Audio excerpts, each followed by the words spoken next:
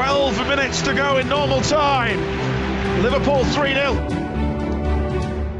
Corner taken quickly, Origi! Yeah! Yeah!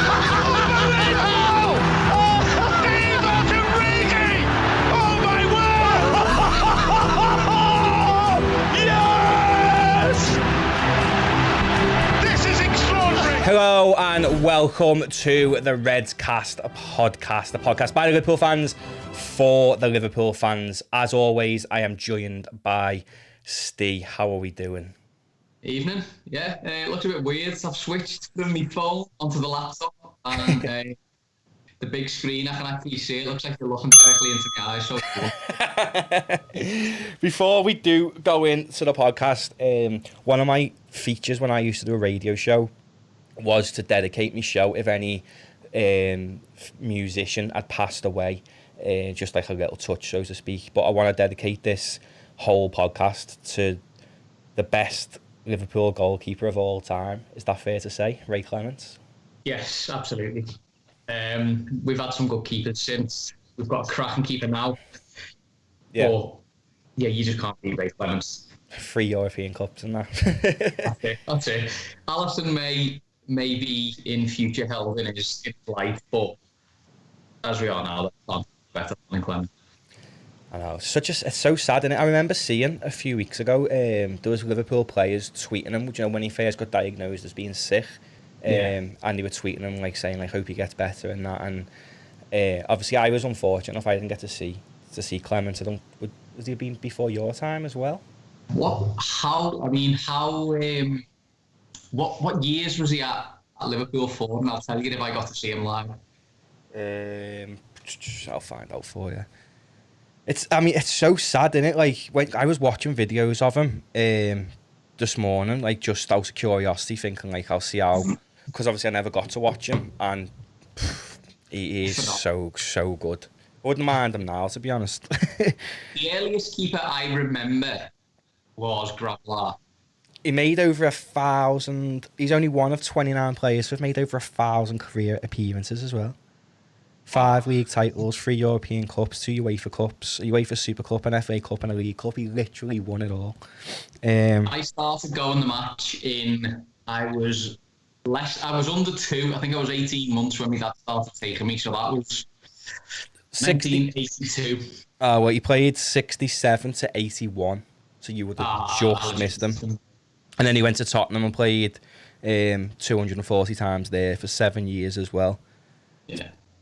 So maybe I did see him as a Spurs keeper. Yeah, and he was playing for England until 83 as well, so you've probably seen him play for England. Yeah.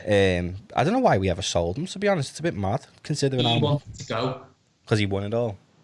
Yeah. I've got a link. I'll send it on to you. There's a little mini documentary about him. It got to the point they just won the European Cup. Yeah. And he said he was just sat in the corner of the room looking around and thinking, what's next? This is it. Yeah, I've got to, to further me, not to further his career, but to, what's next, basically. Yeah. And he had to move for that. It's crazy. I mean, as you've seen all the messages and that, like Rush, like, and Dalglish and Barnes and Aldridge, everyone involved in the club, or everyone involved in England, everyone it seems any professional who's ever come across them. Yeah. They're doing family well, and that speaks volumes, doesn't it? Well, model professional, absolutely. Yeah. Right.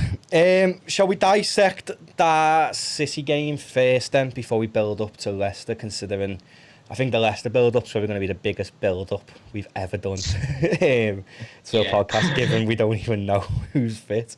But before we do go on to the City, if you are watching on YouTube, please press the like button and subscribe. It costs you nothing, takes you 2 seconds, helps the YouTube algorithm so that more people can see the podcast. So if you do like what you are watching, hearing, listening to, leave a like and a subscribe. Help us out.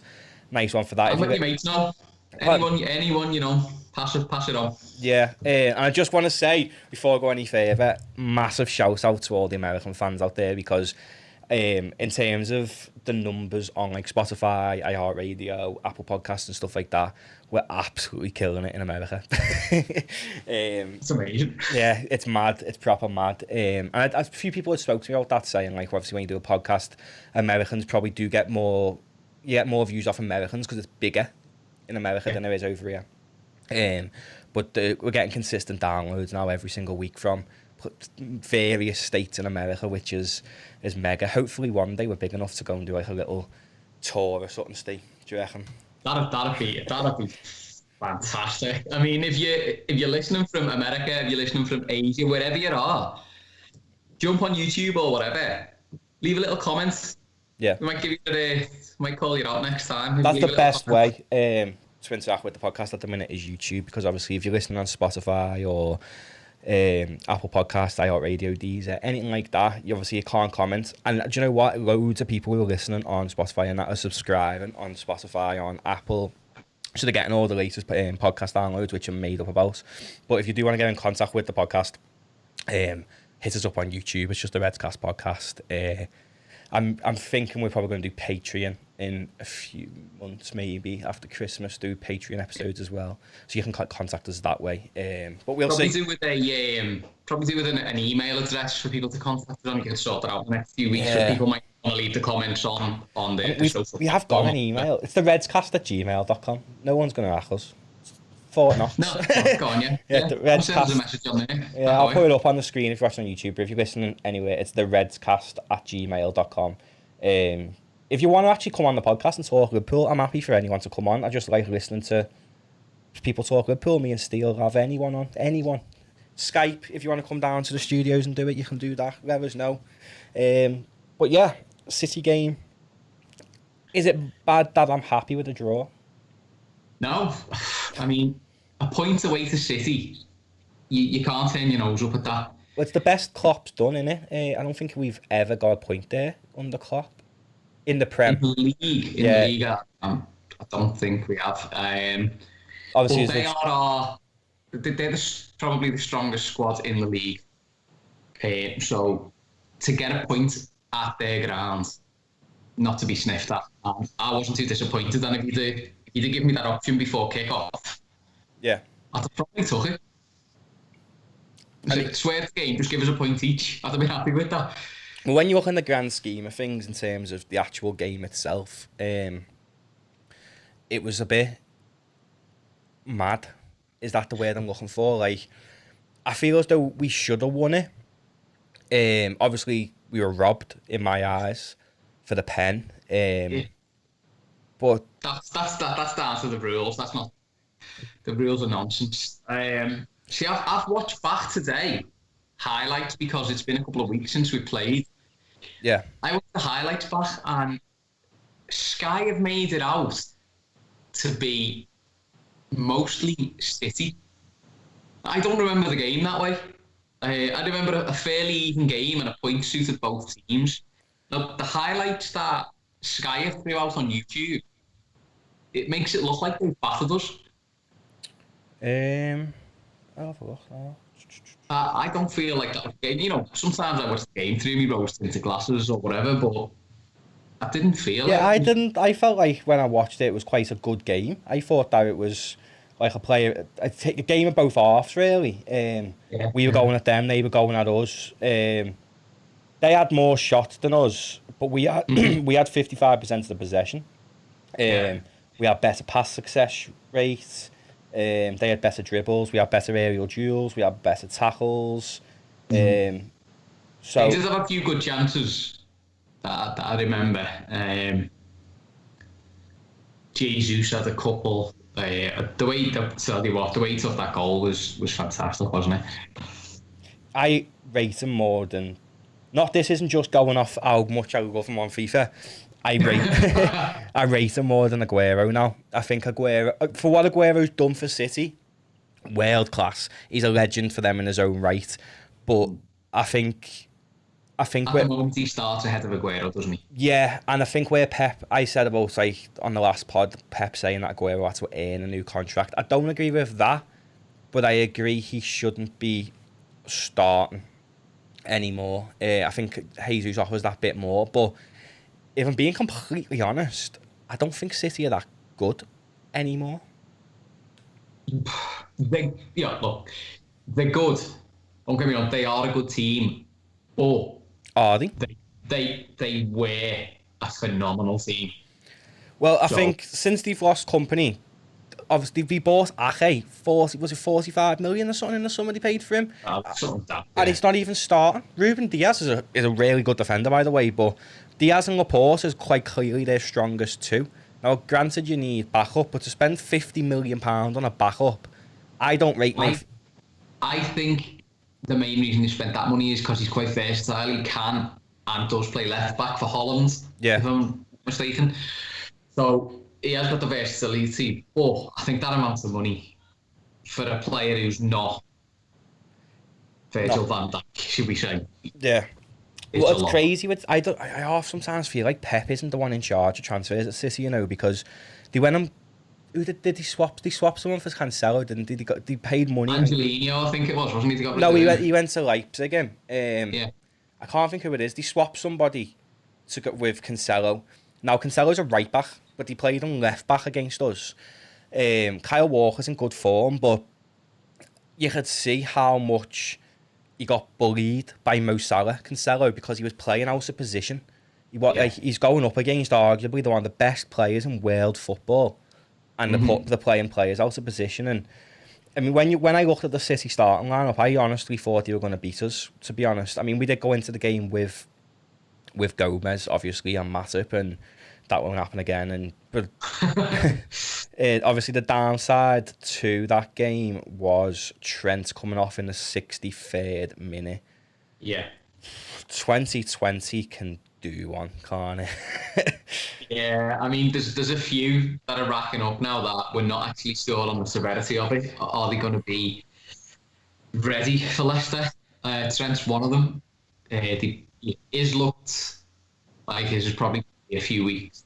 Yeah, probably. But the others that we've heard of on the internationals, we just don't know, do we? Robbo was precautionary, Hendo precautionary, but that could mean anything. Yeah, definitely. I think Hendo will probably be out though. But then you never know. Klopp might have said he's only playing 45 minutes for you. Yeah. All he said was it muscle tightness or something? So that could just be a couple of days. Yeah. Like I said, or whatever, but it could be 3 weeks. You never know. Oh, terrible. But yeah, on the City game then, are we putting it down to Kevin De Bruyne and missed that penalty because he's a Liverpool fan, or what? He's a red, isn't he? He's definitely a red. Anyone who's watching on YouTube now, if you're listening on Spotify, you might have seen it. Kevin De Bruyne is a Liverpool fan. There's videos of him when he's younger saying about how much he admires Liverpool. And then there's the picture of him, is it on a horse? Yeah, he's on a pony or something. Yeah, with a Liverpool top on. Kevin, mate, just come home. That's all I can say to you, mate, if you're listening. We want your own, to be honest. I've seen on Sky today that you haven't got an agent and you're discussing your contract renewal with City. Well, why doesn't Jurgen just go in and go, we'll double that? I'll pay him whatever he wants. Anything that fella wants, we should pay him. I mean, I know we're stocked up with midfielders, but it's Kevin De Bruyne. It is. I mean, it doesn't matter who you've got at the club. If, one of the top, I'd say probably the top 5 or 6 players in the world. I'd go as far as saying he is the best midfielder in world football. If a player of that calibre becomes available, I don't care who you've got in the squad, he comes. And whoever else is in the squad, so it's about you, right? You're just not as good as them. I'm going to put a hypothetical question to you. It's going to probably cause a bit of controversy, but who would you rather? Prime De Bruyne or prime Steven Gerrard? Gerrard. Really? Gerrard. Without a shadow of a doubt. I mean, Gerrard is my absolute hero growing up. I think he's every lad my age. He was like, you were lucky you got to watch like Fowler and Barnes and Rush. Gerrard is that for me. But Kevin De Bruyne. See, Kevin De Bruyne is technically a better player. He is a technical, but I think he doesn't grab the game by the scruff of the neck like Gerrard used to do. Gerrard used to single-handedly win us games. Yeah, I mean, you see now in the game against us, De Bruyne was the cap. He should have put a captain's performance in, and if anything, I'd say he was quite poor against us. Whether that be he is a Liverpool fan, you never know. It isn't like it's uncommon when you see players play against teams they support. They do get that bit more nerves. And I mean, if I was to play against Liverpool, I'd probably let them score as many goals as they wanted, to be honest. But I mean, like, I think of a prime example of that as one of our players was in the Europa League final when Alberto Moreno decided to just switch his brain off playing against Sevilla. About that Europa League final, what do you think of the news about Sacco? He's been cleared. Oh, he's won a case, hasn't he? Yeah, he won the case against him. He started the case weeks after the final, to be honest, and the fact it's took this long is crazy. But Liverpool, I seen a reporter ask Jürgen about Liverpool seek compensation, and the Liverpool media person said he couldn't comment on that, but we should do, shouldn't we? Because I would go as far as saying Liverpool probably would have won the Europa League had we had Mamadou Sakho at the back. Because at the time, he was a good player. And his same was probably 99% of the defenders we've ever had. He had a mistake in him. Like Lovren. It's tough to call it whether we'd have won with him. I wouldn't say he was that good where you can guarantee it, but didn't we go into that final with, was it Skirtle and Lovren at the back? Not sure. No. I feel like it was, you know. That's a Google job, that, isn't it? Yeah, I'll have a look now. I'm sure it was. 2015 or 2016? 16. The Bulls of the teams, Europa. But it's mad, isn't it? Because ultimately, like, that decision ended his career. Sakho's. No, I'd go as far as saying it ended it. I know he's still playing. He never played for France again, did he? No, he's not played for France. He missed the Euros that year, and he's not played for France. He's playing at Crystal Palace. If he would have stayed at Liverpool, it's fair to say he was young. He probably would have developed under Jurgen Klopp. He potentially could be partnering with Van Dijk now with a Premier League medal and a Champions League medal under his belt. You know what I mean? We started that final with Kolo Touré and Dejan Lovren at the back with Moreno and Klein. The only one who's still in the team from then is Milner and Bobby. Even Henderson didn't play? Yeah, it was Mignolet, Klein, Lovren, Touré, Moreno, Milner, Chant, Lana, Firmino, Coutinho, Sturridge. Henderson was on the bench and that was, we had Lucas, Joe Allen, Benteke, Origi. So who was captain? Milner. Oh, okay. I would go as far as saying Kolo Touré was at the end of his career. Sakho was, when we got him, I was made up. He's massive, isn't he? He's a proper defender, and wasn't he like the youngest French captain or something? There was some I think so. He's the captain of PSG, weren't he, before we bought him? Mm. He's a good player, but obviously teams didn't want to touch him because they thought he had been doping, and he hadn't. So I think Liverpool would have a case then ultimately to argue. He was nowhere near perfect. No, he wouldn't be at the team now. But he used to give me heart palpitations every time he had the ball. Dejan Lovren number 2, basically. To be honest with you, right, I'm not Lovren's biggest fan, but I'd rather have Lovren. Nah. I don't know what it was. Someone said to me the other day, would I take Lovren, like, do we regret us selling Lovren? Like, does any part of me like wish we hadn't because of like what's going on at the minute? I would honestly rather play Nat Phillips than Dejan Lovren. And that's not me. I know you're meant to support your team, but Dejan Lovren just isn't good enough for Liverpool Football Club, and I think he knew that as well, to be honest. I think that's why he was so cocky. Yeah, well, once you sell a player like that who's not quite good enough, bringing them back's always a bad idea, and it's like getting back with an ex. Like, it's never going to go well, is it? I'd never bring him back. Never, ever. He's doing quite well over there as well. For Zenit, I mean, they're not doing that well in the Champions League, but in terms of the league, and like Mignolet, he's already been given an extension till 2025 in Bruges. He's like loved there. Like they done to their league what we done to our league ultimately. Right. So I know their league standard isn't that good, but then the players in their team aren't that good, so the standard's probably pretty similar in terms of ability of the whole league. But yeah, so the City game finishing off, I think the point was the best result. Obviously, a win's better, but before the game, I said we'd get beat, and that's probably one of the first times I've thought Liverpool would get beat. But I just weren't confident going. I'm not ashamed to admit I'm not confident going into any game without Virgil van Dijk. Whether that be because we've had such a torrid few years before him, where we were so bad at the back that you know how bad Liverpool can be. I know we've got Alisson there now, but at the end of the day, once you beat the last line defence, it's only 1-on-1 with the goalie, innit? If you're a decent enough forward, there's only so much Alisson can do. Yeah, if you're a decent enough forward, you should be scoring 1-on-1 with the keeper regardless.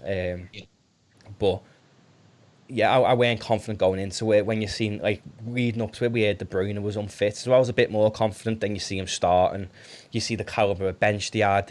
You know, Phil Foden can come on and change the game. I was just thinking, this is going to be... Obviously, the last game we had against them on field where they absolutely battered us as City. We played tonight, and he battered us after we'd won the league.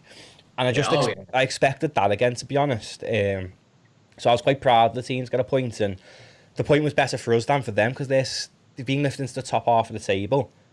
But I think they're still, was he 5 behind us or 4 behind us or something? I think they're 5. I think if they win their game in hand, they'll be 2 points behind us. But all we had to do was make sure we didn't get beat. Yeah. Ultimately, which we didn't. And going into again this weekend, I'd take a draw, being completely honest. Obviously, I want to win every game. But Leicester are a proper rival. They're up there, and I just don't like getting beat by Brendan Rogers. I just don't want it. I don't want it to ever happen. What I'm getting at is, I would take a draw. Saying that, don't we always take? Like, remember last year when we played Leicester, they were above City, weren't they? Because it was in December. Oh yeah, and we battered them like 4-1 over there. Yeah, dominated them. Trent had the game of his life against them. Now with the squad we've got, the players we've got available, potentially, or potentially players we haven't got available, who knows what's going to happen. Before we go into the Leicester game, I just we'll touch on some of the injuries. Wow. Do we have to? I have just got a message. Apparently, Gomez's injury was caused by Sterling. Right. I don't know how true it is because it's not loading. Well, I mean, Southgate come out and said there was no one anywhere near him.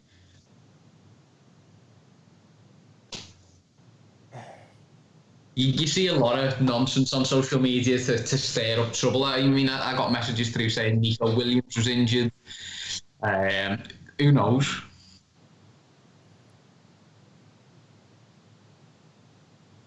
Still with us?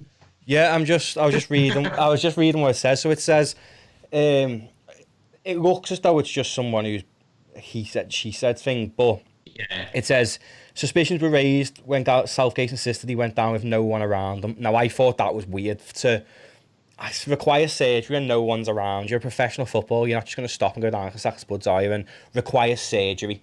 So if I know you can pull muscles and stuff, but you're not going to require surgery from not being touched. I wouldn't imagine. It can, no, I'll be honest, it can happen. It's rare. Very rare. Very rare, like a high-profile one, I remember. Don't you think it's weird how Sky Film England's... reading this message now, it's starting to click. It is clicking in my head a bit because Sky Film England's training sessions for the news, there was no cameras around when Gomez went down. No cameras turned on. There's not one camera of him going down. And someone's put, and they have repeated all week that no one was around them. They've mentioned it too much, as though they're trying to make it believable. They're trying to protect someone. Yeah, and Sterling isn't involved again tonight or on the bench again. So this must have been yesterday. Is it 70, 60? You know what? I've just clicked on to the relevance of Sterling. Yeah, because of last time. Yeah. So someone's put here that he isn't. They've took him off the bench and that. Like, we played Belgium yesterday in the Nations League. Raheem Sterling, if he's fit, is playing that game. Yeah. and he wasn't on the bench or nothing. And at the end of the message says, my cousin plays at the academy, and I was told on Friday that Sterling went right through Gomez in training. But the FA, or no one's saying a word. Everyone knows, but the FA is preventing anyone from doing so because obviously it'd be like Sterling's carried it on. That'd be a witch hunt, wouldn't it, against them? Like, yeah. If it is Sterling, I hope I see him. That you wouldn't even catch him. He used to go to our college, and he's the biggest muppet. There's so much stuff that I could say on this podcast about Raheem Sterling that is real bad. Real bad. But I'm not a lawyer, so I'm not going to get into it, but... when we get on Patreon. Yeah. Because there's somebody... I went to school with somebody, and she was actually in a relationship with Raheem Sterling. She was the year below me, but she's mates with people who I'm mates with. He was in my college.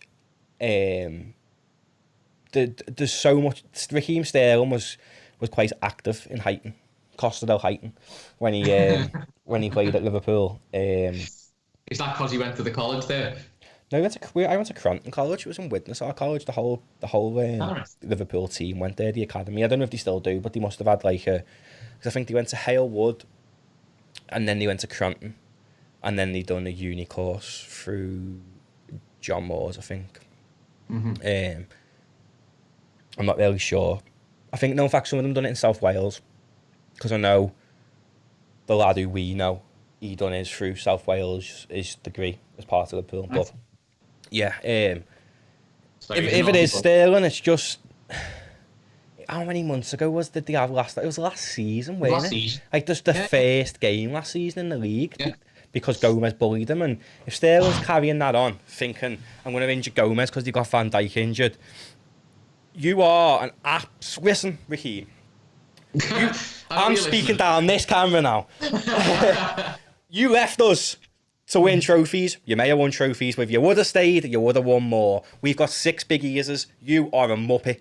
That's all I've got to say. Raheem Sterling is a muppet. And I invite him to come down. Charity boxing match. Let's go.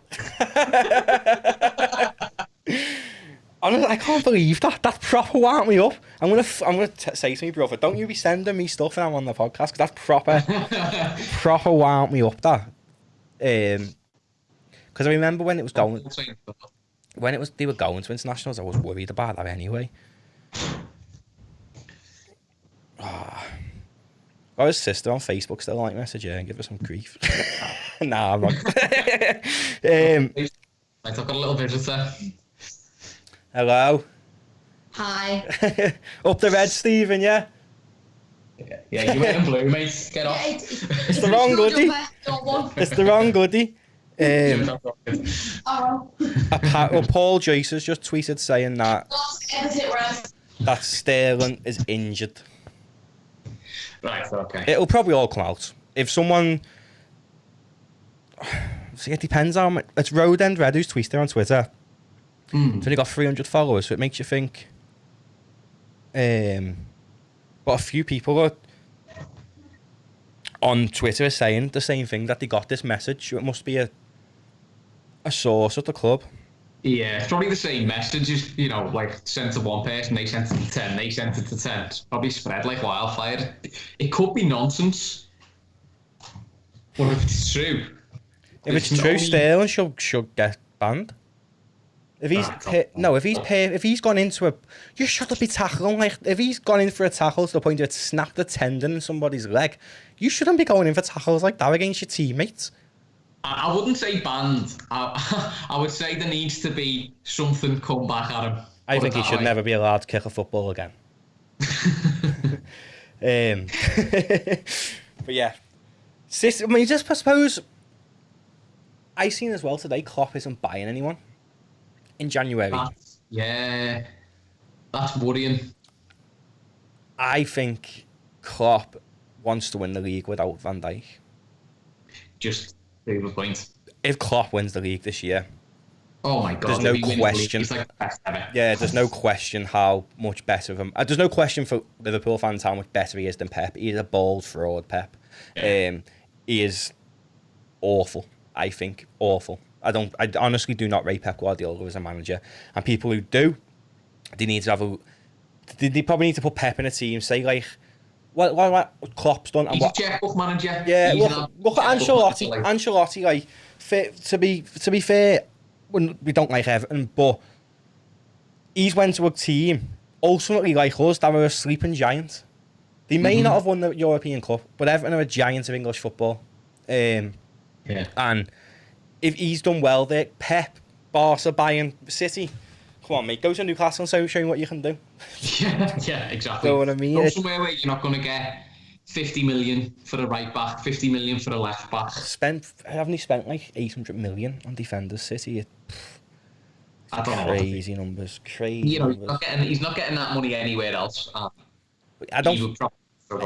I think apparently Liverpool and Klopp have made this decision together about not buying anybody because they know teams are going to take us they know we're desperate. Okay. So if we want that Upamecano, which we've been linked with massively, say he's 45 mil, Leipzig are going to go 80 mil. Because you've got they know we're desperate, they're going to rinse us. And I think Fabinho's looking like he's back this weekend. I hope so. Obviously, Gomez and Van Dijk out for the season. Putting a lot of... If we don't buy anyone in January, Klopp, I trust him enough to think that's the right decision. He's obviously seen something in training. Don't forget Billy the Kid, as he calls him. Billy Chimettio's back as well in training. So Klopp's obviously seen something in training that makes him think I'm fine for the rest of this season. Yeah. Unless he maybe goes and buys a player from another position to then use a player who plays in that position as a centre-half. I don't know.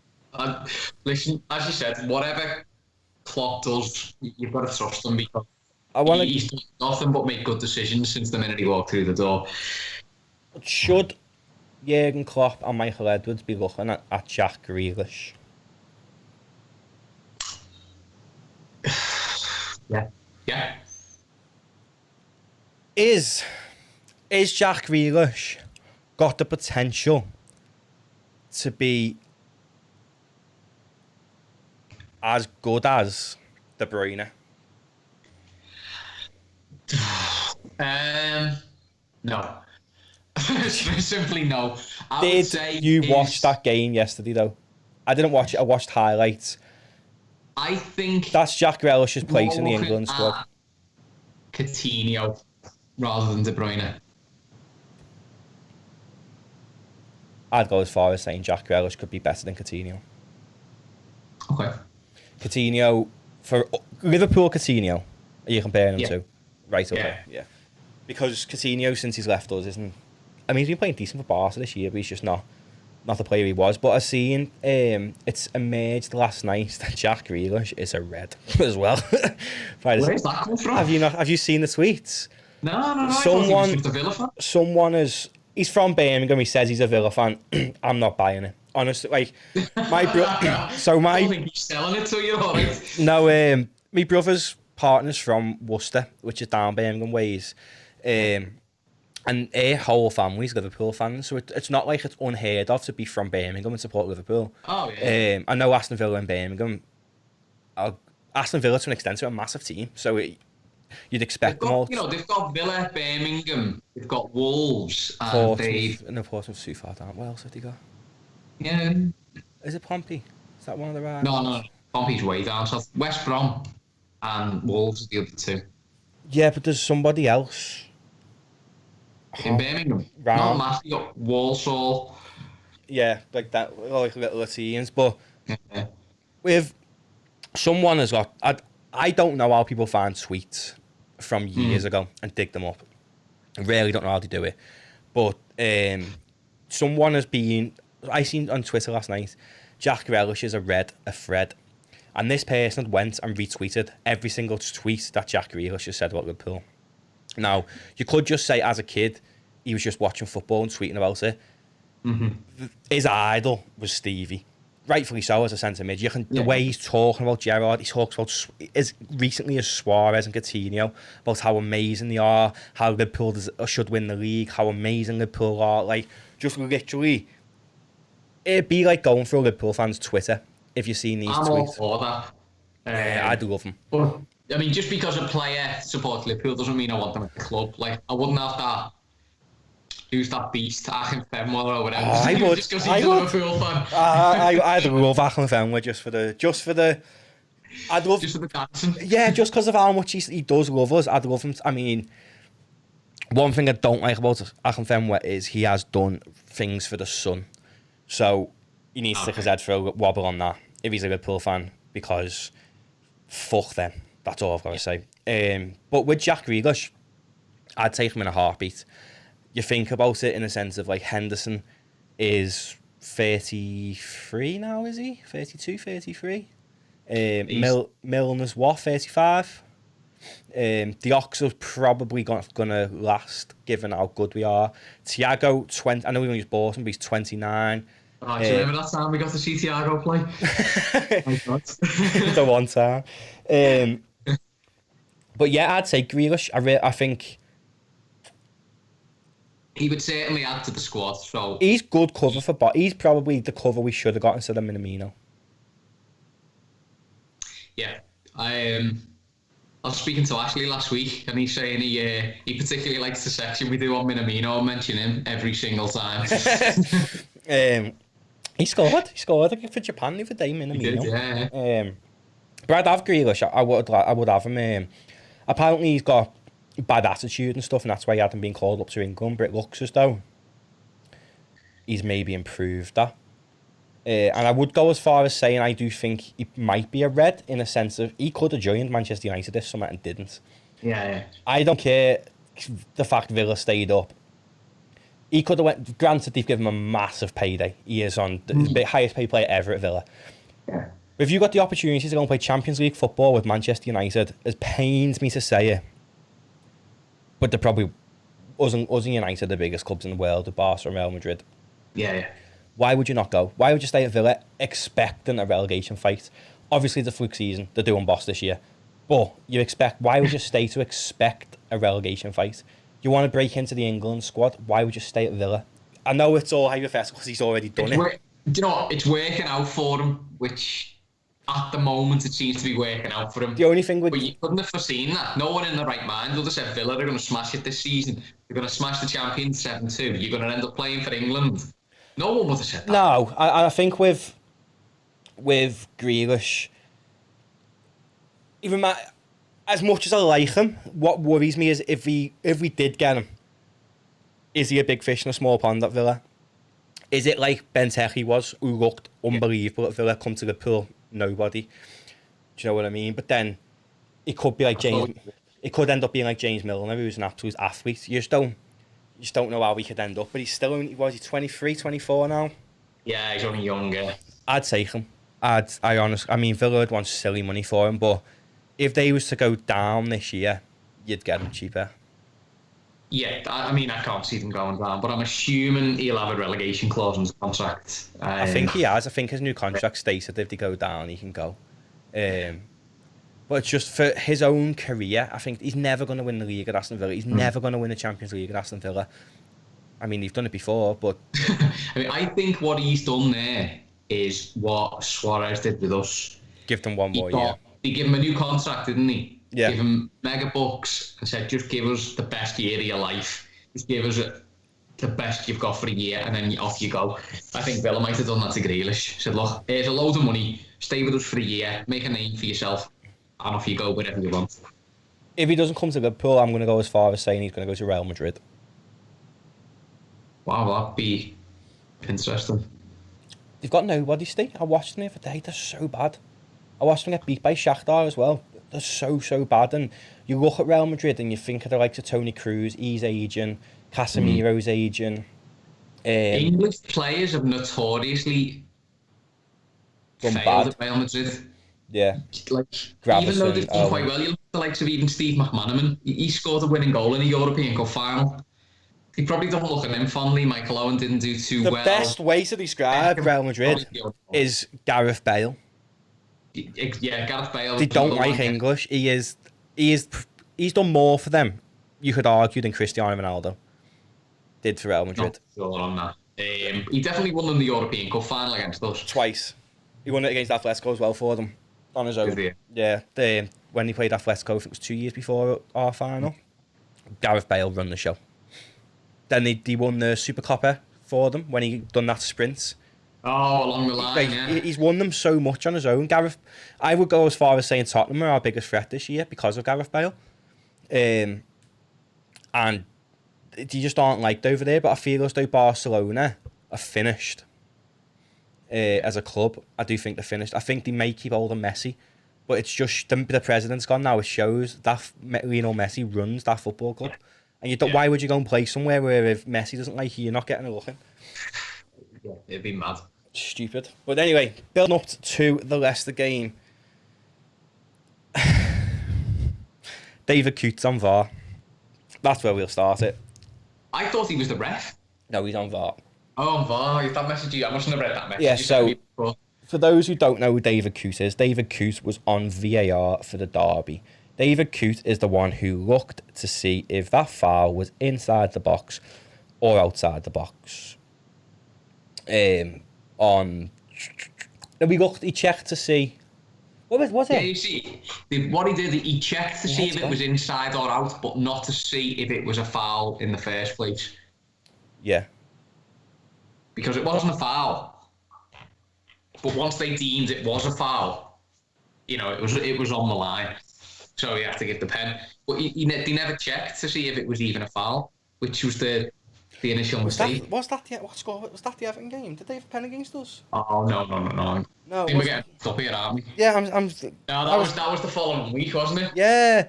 David Coote is the one who looked at the Pickford challenge and deemed it not to be a red card. Yeah. He looked at that and thought, yeah, you know what, that's not a foul, that. And he gave Van Dijk's armpit offside, didn't he, as well? Yeah. He shouldn't be allowed near a game of football. Never mind a game of football between two of the top teams in the league. Liverpool-Leicester is a big game now. Liverpool-Leicester has got more ride on it than Liverpool-Manchester United this year and last year. So, would you put David Coote on VAR against Liverpool and United? You wouldn't. That Liverpool United stuff like Michael Oliver's and stuff like the I can't remember his name. Mike Wright, the one the Shamia fan. Mike Dean. They have like the experience, like Oliver and Dean and that on big games when Liverpool and now are involved. This David Coote is abysmal. And then the following week after the derby, he's the one, I think, if I'm not wrong, who ruled the Bamford goal offside when he was pointing. No, was that him as well? I could be wrong, but I remember the week after the derby, he'd done something again. See, whoever was on VAR for that one, I kind of feel for them because it's not really the person that's at fault, it's the rule. And the rule is nonsense. Yeah. They've just stuck to whatever the rule book says in front of them and they haven't applied any sort of common sense, which these people are not allowed to use. So I kind of feel for them sometimes. What I don't understand though about this new offside rule, handball rule, whatever, if someone crossed the ball in, hypothetically, on against Leicester, and Salah scored with this part of his arm, it'd be ruled offside. I mean, it'd be ruled out for handball. Handball? Yeah, so you can't score with it. So how can people pointing where they want the ball? How can your arm be classed as an offside part of your body? It's even like the penalty against Gomez at City. I don't want to really go back and talk about the City games we've spoke about for 43 minutes, but the Gomez incident, like he said, how on earth is he meant to run? Is he meant to run like that now when you're playing football? It's crazy. Yeah. But this David Coote is bad. And I think... Bad decisions incoming. Get your money on. What was it you said before? Jamie Vardy penalty. Get your money on Jamie. Putting money on Jamie Vardy to score a pen this weekend, I think, is buying money. Yeah. It should be illegal. That's that. David Coote being on VAR, get your money on Jamie Vardy. Get honest to God. We are going to give a pen away with him because it's not going to be a pen and he's going to give one. Jamie Vardy's going to bag a pen. And I mean, he could be like, oh, do you know what? Without Van Dijk, because of me, I'll give David Coote. Yeah. No, we're not getting nothing. I was going to say, you may feel bad and give us loads this year, but... I think see someone found his personal Facebook thing and it had the picture of Old Trafford in the background. We're getting nothing. We're getting absolutely nothing. And the fact...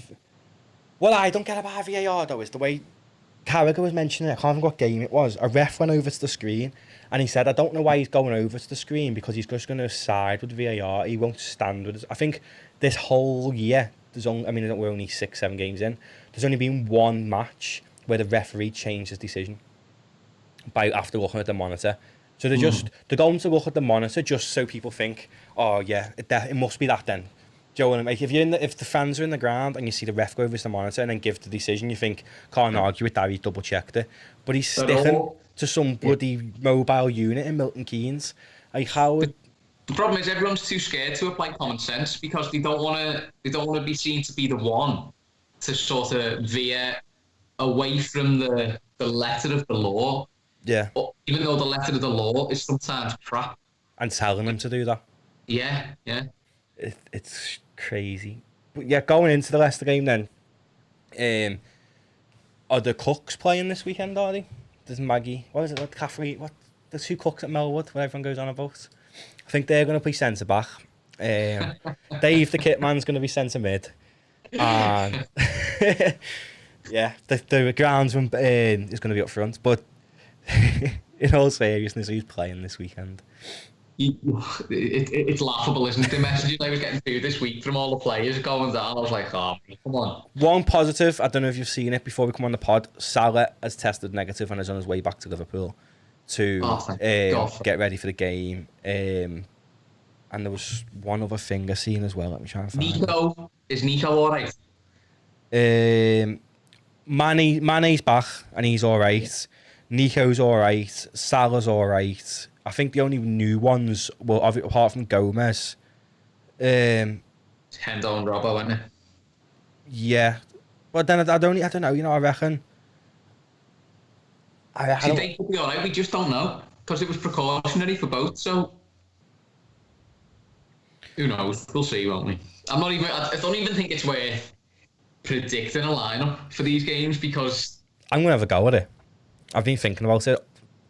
We've delayed the podcast for a few days. Obviously, good job we did to find out like about injuries and stuff. But I think say that I've been thinking about it. My hand's gone blank. I can't think who I'm going to put in. Allison, Milner, right back. Fabinho, Matip, Robbo. Simicast? Oh, Robbo, you're playing Robbo. Yeah. Because I don't think he'll play the next game. I think he'll come back himself now. Because he only really wanted to qualify. They aren't bothered about the Nations League, are they? So, Hendo, Holden, with Gini and Thiago, advanced. He's back. Steve's back. You might still get excited. He is fit and ready for Leicester. I've seen it a lot. I'm not saying I'm in the know, but I've seen a lot of people saying he's fit and ready. Just saying his name in that team sheet gives me funny feelings inside. And then I think it'll be Mane, Jota, Bobby. Okay. Just because although Salah's technically tested negative, Liverpool are going to have to test him when he gets back and then test him again. So he's not going to train for at least 24 hours. And then he's flying back from, I think they played at home, so I'm assuming he'd be flying back from Egypt. So he might be on the bench. I can't see him starting. I think if he does start... You might get a bit of a slap on the wrist for going to that wedding. Without a mask on. I don't know, you know. When I seen how he had coronavirus, I was thinking, holy, that's his own fault, that. So, what do you make of it? Look, he's just a normal fella at the end of the day, isn't he? Me and you would have done exactly the same. And I was at the ground and we won the league. And you're saying otherwise, you're lying because. Well, yeah, anyone. I seen a few Reds on Twitter slagging Mo off for that. The same Reds who I seen when we won the league on the docks. Yeah. Not even at the ground, on the docks. And I've seen Reds. Yeah. I mean, like, we won the league. I went to the ground. I went to the docks. Probably shouldn't have. But I was sensible after it. I didn't go and see anybody, like me nan or anything, for 2 weeks. I did get a test after it. I was negative. But obviously not everybody is that way inclined just to make sure they're safe after it. But I'm not bothered. Do you know what I mean? He's not going to play. When he left Liverpool, he weren't going to play for, 2-3 weeks, is it? He was away for internationals. Couldn't care less. Honestly, couldn't care less. When I seen it, I thought, if you get COVID, you'll be back for Leicester anyway. So, I didn't really care, to be honest. And if your mate's getting married and the rules are different over in Egypt, you're not going to go. It was his brother. Or brother. You're not going to say to your brother, I can't come to your wedding, Jurgens, in Liverpool, might find out. But I think the big question is, if that was his brother's wedding and a family affair, why is somebody filming him there without a mask on and leaking it? If the family. Yeah, if the family. People do anything for a news story these days. It's ridiculous. But yeah, I think if Salah does start, I think Bobby might be the one to drop out. He flew to Brazil as well, didn't he? He scored, yeah. He scored to Brazil, Bobby. But one thing that I want to... Going back to the City game, not talking about the game itself, loads of people, ourselves included, have been a little bit disappointed with Bobby this year. Yeah. That's fair. When you get a minute, watch that City game again and watch how good we are till Bobby comes off. That's why you're probably thinking that Sky are making out like City dominated us, because once Bobby came off, he did dominate us. Yeah. He absolutely bullied us. The game definitely swung in their direction. It didn't click when I was watching at the time. It was down to that. I think Liverpool fans have fell into the trap. We all appreciate Bobby, but I think other teams don't appreciate him. So when the media and that are saying he hasn't scored, he hasn't had an assist, it is getting in Liverpool fans' heads, because they're thinking, hold on a minute, Jota's coming and he's bagging. Why isn't Bobby bagging? But his whole role, he isn't meant to score goals. I wouldn't be surprised if his bonuses is based on wins rather than goals and assists with Bobby. Yeah. And I think playing him, I was really excited last City game because it was the 4-2-3-1 to see how Bobby done a little bit deeper back, and I loved him. I think we need to maybe stick to that formation a bit more. I think, again, as well, if he's playing in the deeper, like a conventional deeper role, there's less expected of him in terms of goals and assists.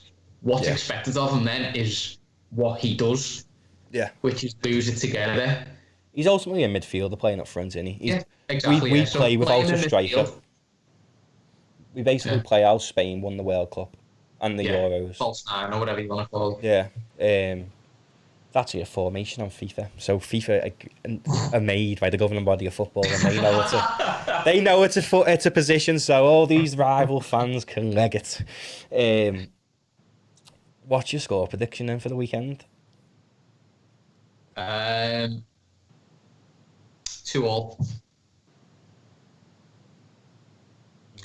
It's gonna be tough. The players that we've got left have been on international duty, coming back, bumps and bruises and all that. They're all gonna be knackered.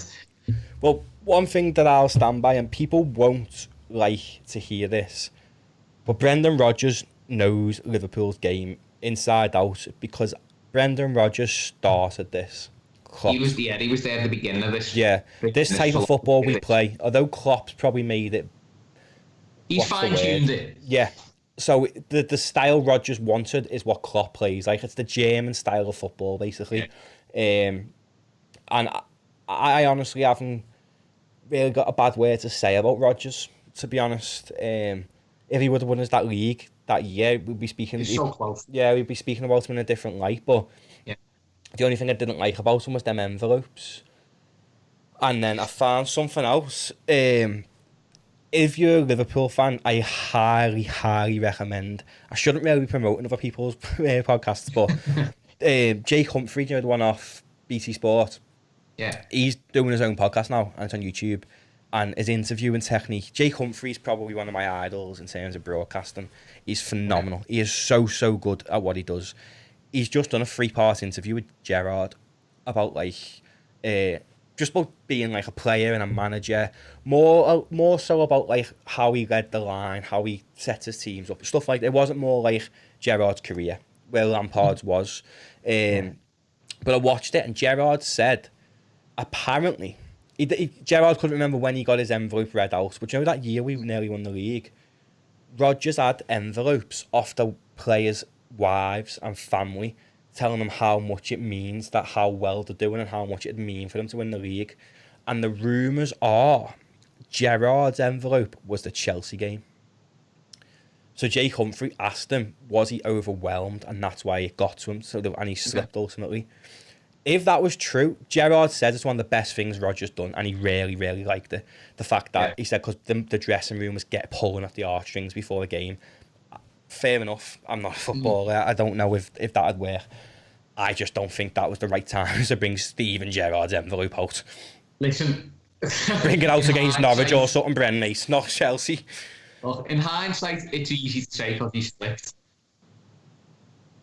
How many other games throughout the season or whatever have you done that to other players and you've not noticed?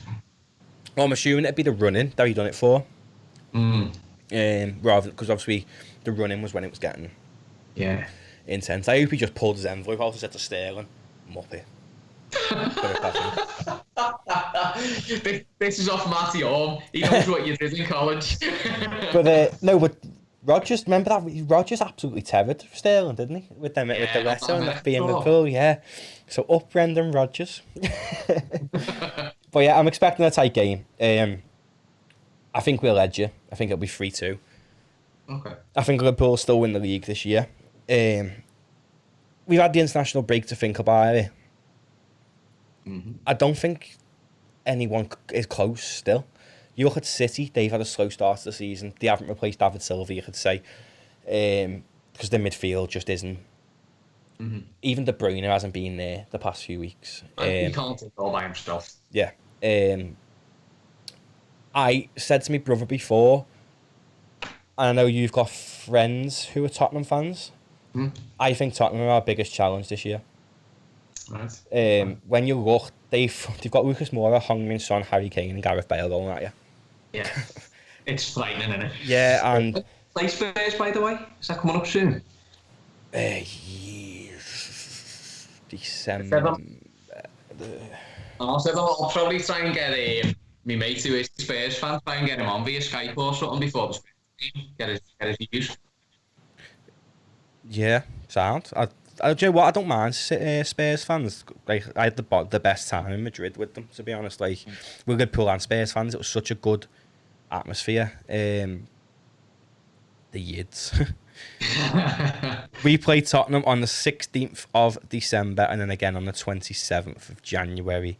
Okay. 8 o'clock kick-off on the 16th and 7:45 on the 27th. I'll give him a shout, then we'll find out. We'll obviously, like, before then, we'll find out when we're doing the pod before that game and I'll get him on. I mean, as much as I don't like Jose Mourinho, he's a manager who can do it with nothing, ultimately. I mean, he's a checkbook manager, but he won the Champions League with Porto, so... Yeah, true. And I think he's committed to Tottenham. I think he's got a point to prove because he said a lot of things about like how he's trying to get it to be as good as his Real Madrid side, hasn't he? Because he's saying there are a few players off his Real Madrid side. So I feel like he's got a point to prove in England after having a bad spell with Chelsea and a bad spell with United. I feel like he has got a point to prove, and Jose Mourinho is a world-class manager. Liverpool fans won't like me saying that. He was one that I used to call a checkbook manager. Yeah, but he's not when you think about it. Like, when you think about when he went to Chelsea, yeah, they had loads of money, but he weren't buying. Chelsea had loads of money before he come in and won nothing. Yeah. He won the Champions League with Porto. It says it all to me. To win a Champions League with Porto it's crazy. But he's a good manager. I don't like his arrogance. That's what I don't like. He's not the special one. He's not. Jürgen is the special one. No. But like, I don't like his arrogance, but I think they're our biggest threat. Arsenal are so hit and miss. So hit and miss. They look good, then they look bad. Everton, I think, will get top 4. I think this league will finish mad. I think you could even argue Villa could get 6th or something. But I think... There's a few mad teams flying about the top of the table, isn't it? I think United won't come close because there's too much. The Pogba is causing too much of an issue there because he's not playing, and now he's kicking off. And he said to Sky, "I should be starting and stuff." There's been a big kick off.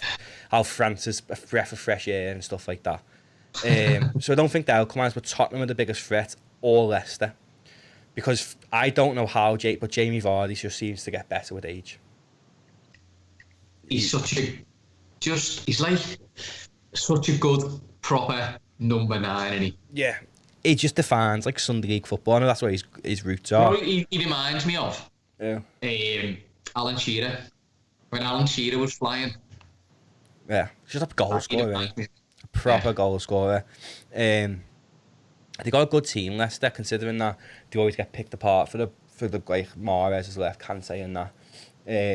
I do think they've got a good team. They've bought well. I really rate Soonchu. They're the centre half, the Turkish lad. And they've got a few. They bought a player in from Atalanta, a defender. He's decent.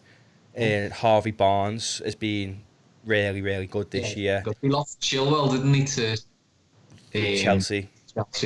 Yeah, but Harvey Barnes been decent.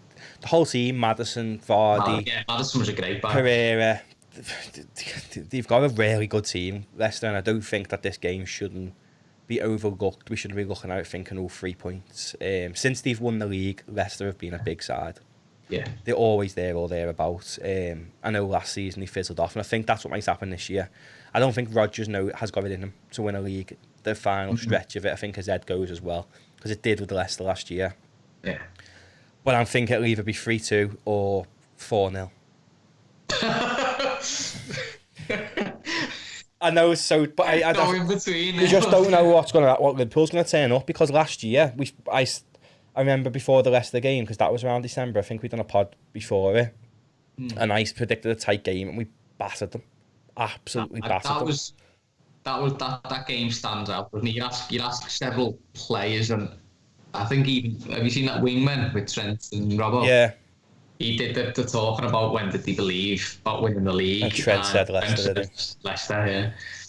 I believe we could win the league last year from probably about the third game in. Because last year was just mad. We were singing we were going to win the league before Christmas. Like, it was just insane last year. And this year I think it's going to be crazy for like a whole load of different reasons. Well, when you look at the table now, how close it is this year and how far apart it was last year. Well, have you actually sat and had a look at the table? I can't bring myself to at the minute. It's like, it just doesn't sit right that you've got Leicester, Villa, Wolves, Southampton, all up, Everton. Well, the top four is Leicester, Spurs, Liverpool, Southampton.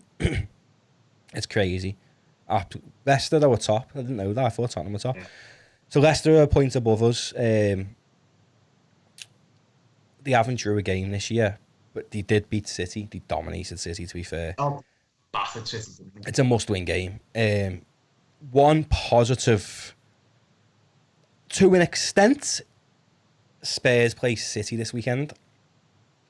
Right. But you don't want City to win. You don't want Spurs to win. 'Cause if Spurs win, they'll stay above us on goal difference. If City win, they're catching up again. Yeah. So a draw would be ideal there. Yeah, a draw would be nice. But the league's mad. One thing I'm made up about is I said Burnley at the start of the season would go down. They've surprised, haven't they? The hate I got off of some of my mates and my brother saying that will never happen. Burnley are too good. The goalkeeper's too good. They're just a consistent Prem side. They're not. They're really not. They've crumbled. Nick Pope's a good keeper, but I think Can't do it all. for Nick Pope's sake, I think Burnley need to go down for him to get the move somewhere. Do you know what I mean? Yeah. But then I don't understand some keepers like Dean Henderson. Why didn't he go back on loan to Sheffield United? Why is he chose to stay at United and play once or twice a year? Money. He's been offered stupid money, hasn't he? Yeah. Money talks. I think De Gea will probably go. I reckon the end of this year. I think that obviously Dean Henderson's going to be the number one. He's English. He's better than De Gea. But I do feel sorry for him, and I do feel sorry for Sheffield United as well, because Sheffield United are the next Bournemouth. Yeah. They're overpaying. They had a season last year, didn't he? Yeah, but they're overpaying for crap English players. They paid like 30 million for Ramsdale, who conceded like 75 goals for Bournemouth last year. Like, how is he? Because he's English, he's worth that much. And I know they give us the money, but 24.5 million for Ryan Brewster, who's never scored a Premier League goal. It's like when Bournemouth bought Solanke offers for 25 mil. Do you know what? It's just bonkers, isn't it? Crazy, absolutely crazy. But yeah, Burnley go down. It shows that the premium on the English players, because of that, you've got to have so many homegrown players in your squad. Makes you wonder how much someone like Joe Gomez is actually worth, and Trent. Yeah. With the English, if you was to sell Trent to an English team, you could ask for 200-300 million. Easy. Best right in the world. Easy. You can't replace him. What's your thoughts as well on Trent's done? He's done two things with Ferdinand. He done one with Robbo, and then Trent done one himself, and it was called redefining the fullback. And Ferdinand asked him, would he ever move? And he said he doesn't know, and he trusts himself to make the decision at the right time if it ever came up. Yeah. Do you think he'll ever go? You can't rule it out. I mean, I know he's a local lad, but Look what happened when Gerrard tried to leave. I know.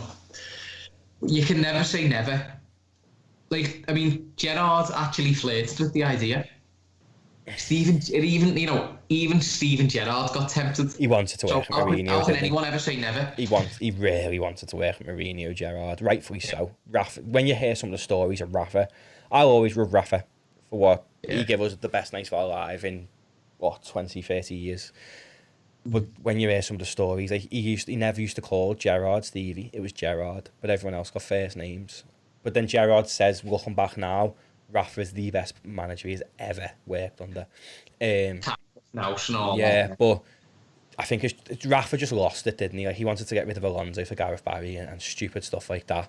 But there was a few strange decisions towards the end of the time. Yeah, I think with Trent, I think he'd only go if he wasn't made captain.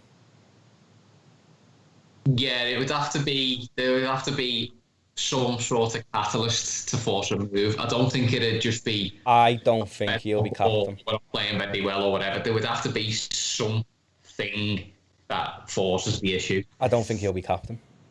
Ever.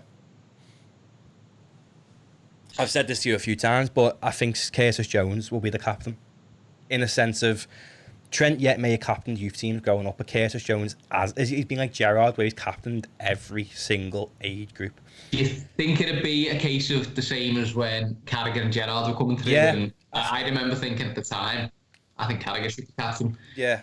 But I think in terms of, if he was doing it in terms of leading on the pitch, obviously Trent's a lot more advanced than Jones, but I like a central midfielder as a captain. The central midfield is where you win and lose a game of football. Central midfielders are the best footballers. It's common knowledge. Central midfielders run the game. Games are won and lost in central midfield. So your captain should be in central midfield. Whether that means Trent goes into central midfield, so be it. But I think because Jones has had that senior captaincy experience already, granted Liverpool was in Qatar when he was the captain. Yeah. I just think Jones is more suited to being a captain because he's so cocky. He knows he's good, and I think he's got more natural sort of leadership qualities about him. I think so. Yeah, and he's not afraid to say no. Like, there's a video from last year. We spoke about it in a pod a few weeks ago about where Jones said to Elliot, "Harvey, shut your mouth, or I'll take the next one as well about a pen." And I just think that having been able to say that to another member of your team, it's just like I am who I am. Do you know what I mean? And I think Jones would be better suited to being captain. So that's what I'd like to see anyway. We all know why. But yeah, we'll speak after next Monday probably. Games on the weekend. Hopefully we win. I can't face Brendan Rogers being 4 points above us this early on in the season. No. Jota masterclass, Ste. That's what's pending. I'll take that. Yeah, nice one as always for coming on. As I did mention, podcast is dedicated to Ray Clements. May you rest in peace. Thank you for listening. Do leave a like, rate, and subscribe, share, all that good stuff. Thank you. Cheers.